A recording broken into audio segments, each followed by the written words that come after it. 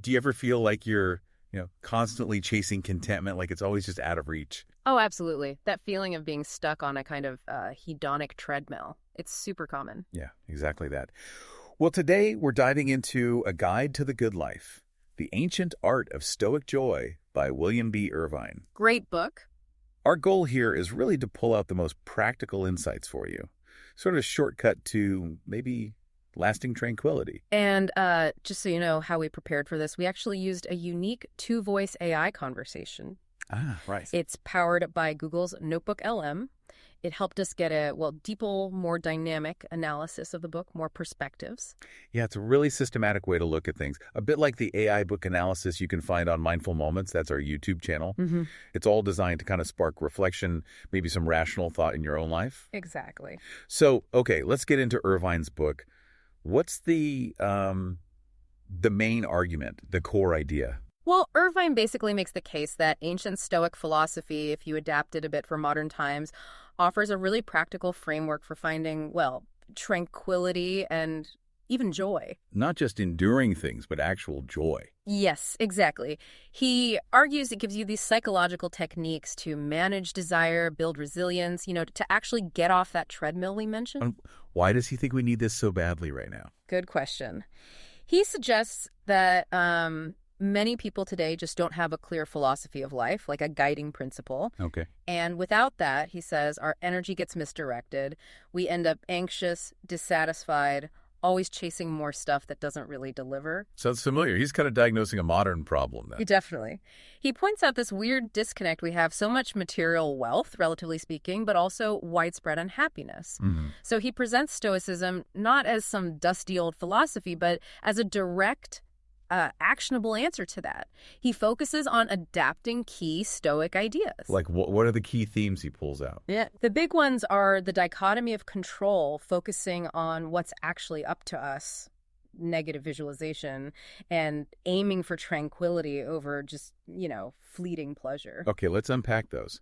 How does he make these ancient ideas work for us today without needing a PhD in philosophy? Right. That's the clever part. Yeah. He adapts the psychological techniques of Stoicism. You don't need to buy into the whole ancient Stoic worldview or metaphysics. So it's practical tools, not dogma. Exactly. It makes it incredibly accessible. Take the dichotomy of control. This is fundamental. Tell me more about that one. How does it work in practice? It's about ruthlessly separating what you can influence from what you can't, and then focusing all your energy on the first category. Okay, give me an example. Okay, say you're stuck in a massive traffic jam, getting angry, honking, totally useless, right? That's outside your control. Wasted energy. Totally. Yeah. What is in your control? Your reaction. Maybe you listen to a podcast, call a friend, practice patience.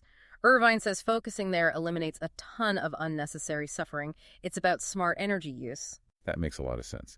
And what about negative visualization? Sounds a bit downbeat. It does, doesn't it? But it's actually incredibly powerful for cultivating gratitude. It's not about dwelling on the negative. How does it work then? You consciously take moments to imagine losing things you currently value.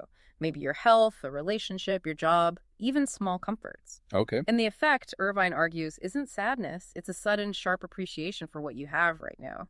He actually quotes, let me see if I remember, something like, it teaches us to embrace our current life and extract every bit of delight from it. Wow, okay. So contemplating loss makes you appreciate the present more. Precisely.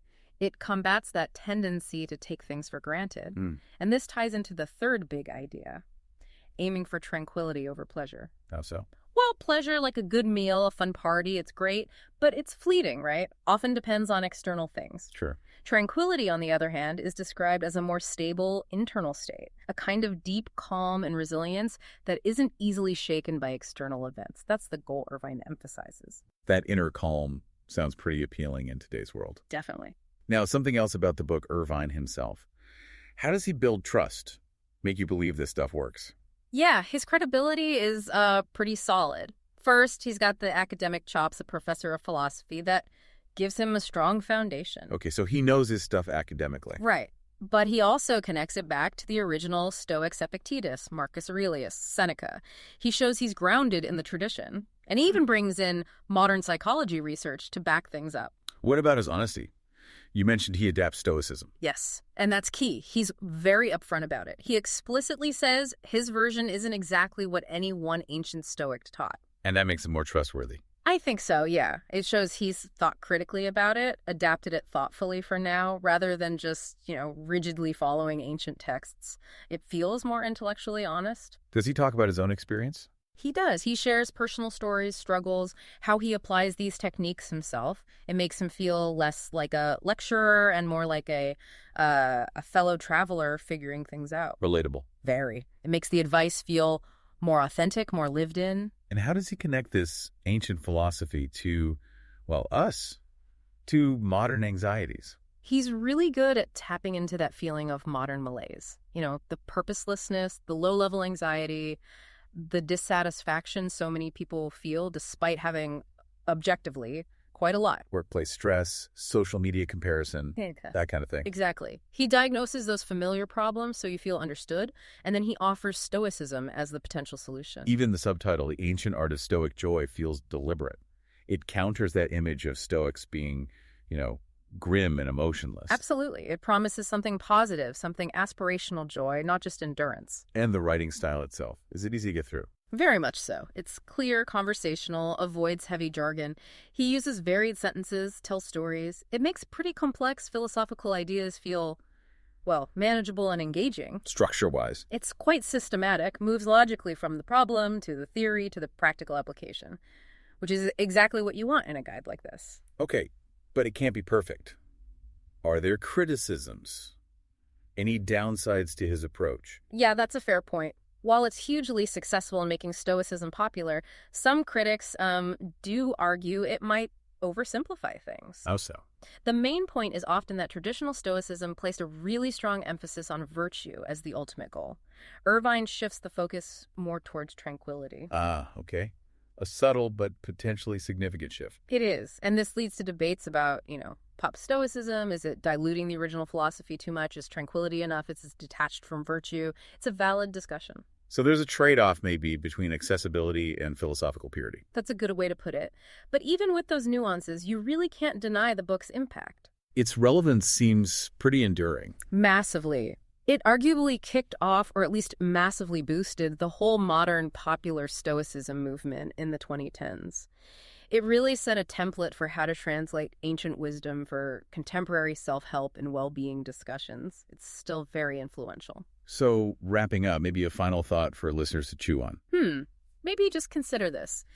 How much of your own daily frustration or dissatisfaction comes from focusing on things you truly can't control? Or from always wanting more, instead of appreciating what's already here. Exactly. What might actually change for you if you consciously shifted that focus, even just a little bit, towards what is within your power and what you do have? Something to really think about. And remember, if you want more analysis like this, designed to help you reflect and think rationally, you can check out Mindful Moments on our YouTube channel. And explore our podcasts for other deep dives too.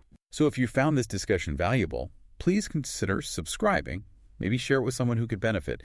And if you're interested in the book, there's a purchase link in our description. But most importantly, keep thinking critically.